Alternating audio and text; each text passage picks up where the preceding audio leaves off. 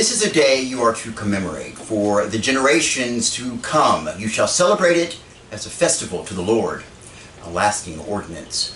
Or as the King James has it, you shall observe it as an ordinance forever.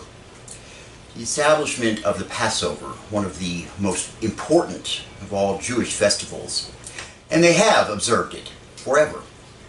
Every year since, and down to our own day, Jewish families have gathered at the traditional Seder meal.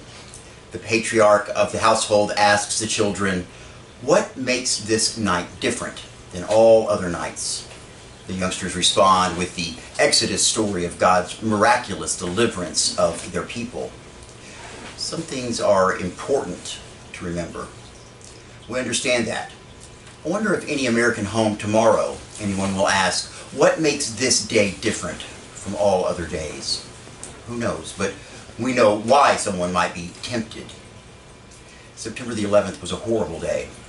Most of us can recall exactly where we were and what we were doing when we heard.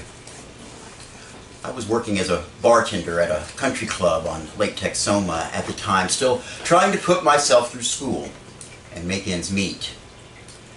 I had worked early into the morning of the 11th and had retired to my small bungalow located on the country club's property somewhere around 3 a.m., where I fell asleep with TV on, as I always do. Something woke me the next morning, and I pried one eye open to see some action film on TV about the World Trade Center being on fire. I never really watched HBO or the likes, but I must have rolled over in my sleep and accidentally changed the channel or something. I tried to doze a bit, but kept hearing this movie on TV about the World Trade Center. The actors playing news anchors were pretty convincing and speculating as to how a plane could have accidentally gone off course and landed a direct hit on one of the towers. All the actors kept going on about was what an atrocious accident and what a nightmare it was going to be to get firefighting equipment all the way up there. I opened up both eyes just in time to see the second plane hit. Oh my God. I can hear myself saying the words out loud over and over. Oh my God. It was all I could muster. Oh my God.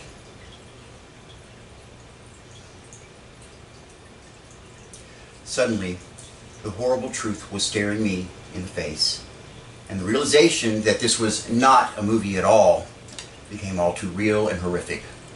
I remember actually grabbing the remote and changing the channels up and down to actually prove to myself that this was happening.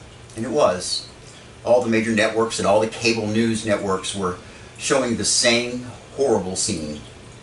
Needless to say, any plans for the day were scrapped. I picked up the phone and called my mother in Dallas. She was working at the family printing business, like she always was. She was aware of the accident, and as we spoke, I could hear the fear in her voice as the realization of what was actually happening became apparent to her as well. Many of the offices in downtown Dallas, not too far from where her offices were located, were closing and evacuating for the day as a precaution, and it didn't take long for the decision to follow suit was made at her office, and we ended the phone call as she was headed out the door. The day dragged on. I joined the rest of the world, glued to whatever TV sets were handy. I have no idea how many times we saw the second plane fly into the South Tower, or how many times we saw them collapse. Once was enough. Too many for lots of folks. As we approach the tragic anniversary, a Gallup poll this week says that 50% of those surveyed say the TV networks should show the footage of the collapses again, but 43% say, please, no. Enough is enough. Remembering 9/11. Our national response was, for the most part, wonderful. We saw true heroism in the work of New York's police and firefighters. I doubt that any of us not directly related had given much thought to the life-threatening danger these public servants lived with day in and day out until that day. On September 11th, we saw their courage and dedication, and it was a marvel to behold. as the perpetrators were identified, we quickly put things into perspective. Yes, there were a few isolated incidents of hate crimes committed against folks who appeared to be from the Middle East, but for the most part, people understood that these horrific acts had been the work of a fanatical fringe. To tar all of Islam with the brush of Al-Qaeda would be the same as tarring all Christianity with the brush of the Ku Klux Klan. We reacted better than that, and I'm glad. It was a wonderful outpouring of support for the victims and their families. Remember the long lines at the blood banks? The billions of dollars ungrudgingly given to charities who would provide assistance, in some cases more money than they knew what to do with. Americans are a generous people. We already knew that. And not only generous to our own, we are generous with the whole world. That is why the questions came later that day. Why would they do such a thing? Why do they hate us so much? One of the pleasant surprises of 9/11 was the flood of sympathy from around the world. Do you remember?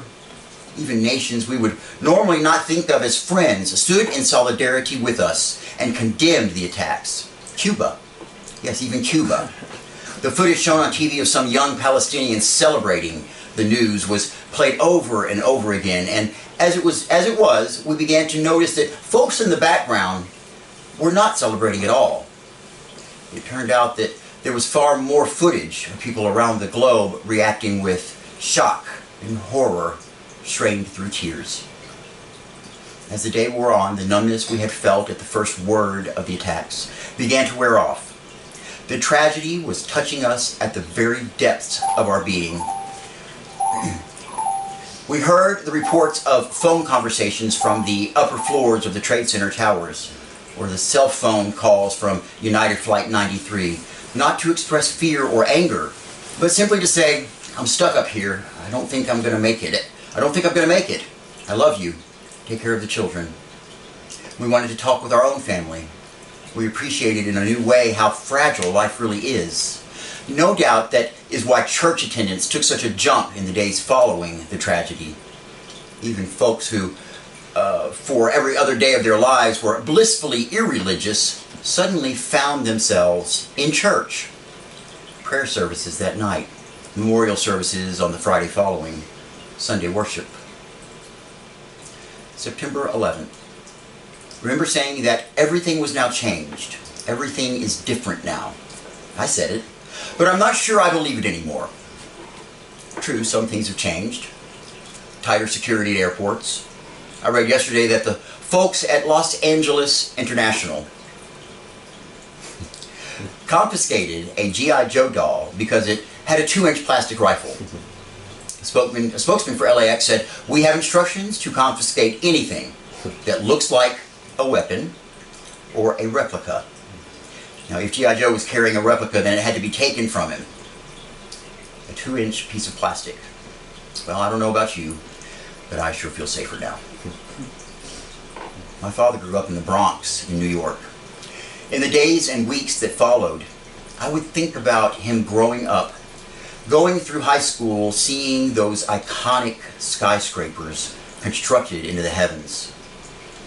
The first tenant moved into the North Tower on December the 15th, 1970, 3 years to the day before I was born. He would have been finishing up his high school years and preparing to go off to college in Oklahoma, where he met my mother. I often thought of probing him for his feelings when we would speak over the phone and asking him about those years and how this all really affected him, but I never really did. I saw enough pain for a lifetime on that one day, and honestly, I didn't want to relive it through his eyes. We are more openly patriotic now, probably more than any time since the end of World War II. Not only the Star-Spangled Banner, but America the Beautiful, and God Bless America. And how many times have we heard Lee Greenwood, or a Lee Greenwood wannabe, sing, "I'm proud to be an American, where at least I know I'm free, and I won't forget the men who died, who gave that right to me." And I'd gladly stand up next to you and defend her still today. Because there ain't no doubt, I love this land. God bless the USA. Yes, we live in a wonderful country. Patriotism is a good thing, within limits. After all, we remember Samuel Johnson's wisdom from 1775 that patriotism is the last refuge of a scoundrel. We need to be careful not to allow those who have ulterior motives to cloak them in the ideals of patriotism and pass them off as a beneficial and necessary acts for the good of the country. Many say that the Patriot Act, which struck down many of the long-standing laws which protected Americans' rights to privacy, is one example of what Dr. Johnson alluded to, almost as if it were a premonition way back in 1775. Yes, after September the 11th, we said everything was changed. But then we were quick to add that we wanted to get back to normal. If we don't, the terrorists will have won. Remember? President Bush said that the attackers wanted to bring our economy down. So the suggestion was made that we all go out and spend money. Now, I think I'm still working on paying off some of those credit cards from that time. We did get back to normal, good and bad. A few weeks after the attacks, Barbara Brown Taylor wrote for the Christian Century. On September 11th, thousands of Americans died violent deaths, while millions of others were scared to death. In the weeks since then, we have seen some awful things. We've also seen some remarkable ones, true heroes at ground zero, interfaith alliances across the land, lawyers associations declining lawsuits, Hollywood producers yanking blockbuster films. In short, an entire country engaged in a revolution of values. It is apparently something we could not do on our own, but the stunning tragedies of the past several weeks have brought with them equally stunning clarity about what matters and what does not. Our lists may not match, but at least we are working on them, many of us with a level of humility that is entirely new to us. Every time I hear a presidential challenge to return to normal, my heart skips a beat. I do not want to go back to the way things were. She has something there, doesn't she? There are things about us that needed to be changed. Many still do. Former President Bush has written about the tragedy and the impending anniversary.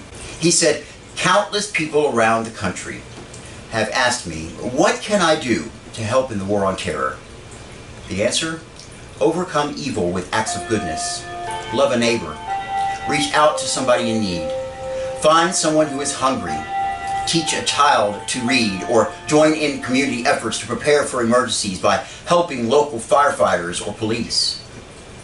Well, preach, brother, preach.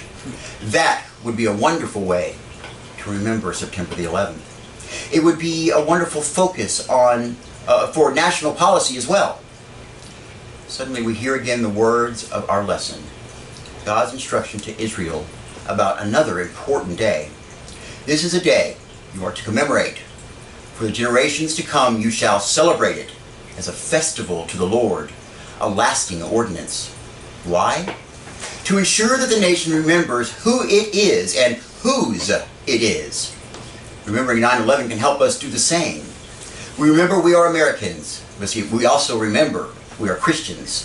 And that says something about how we respond to attacks.